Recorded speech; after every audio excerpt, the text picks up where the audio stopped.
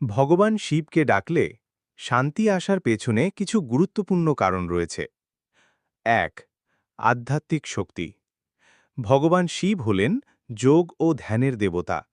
তার নাম উচ্চারণ এবং তাকে স্মরণ করা মন ও আত্মাকে শান্ত করে, যা উদ্বেগ এবং শঙ্কা দূর করতে সাহায্য করে। ২. সৃষ্টির ও ধ্বংসের সমতা। শিব প্রতীকীভাবে ধ্বংস, সৃষ্টির ও পুনর্জন্মের দেবতা। তার কাছে প্রার্থনা করলে আমরা জীবনে পরিবর্তন ও নতুন সূচনার দিকে আশাবাদী হতে পারি, যা মানসিক শান্তির অনুভূতি দেয়। ৩.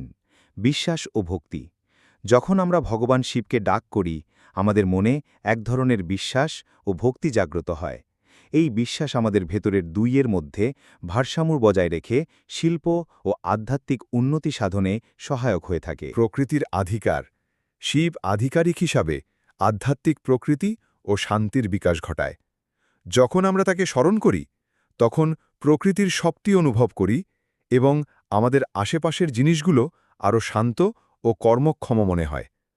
৫. নেতৃত্ব ও দিক নির্দেশনা। ভগবান শিব ধর্ম, নীতি এবং সত্যের প্রতীক।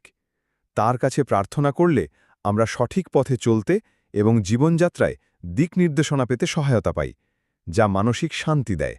এই কারণে যখন কেউ ভগবান শিবের নাম নেন বা তাকে ডাকেন, তখন সেখান থেকে একটি আধ্যাত্মিক শান্তি ও সান্ত্বনা আসে।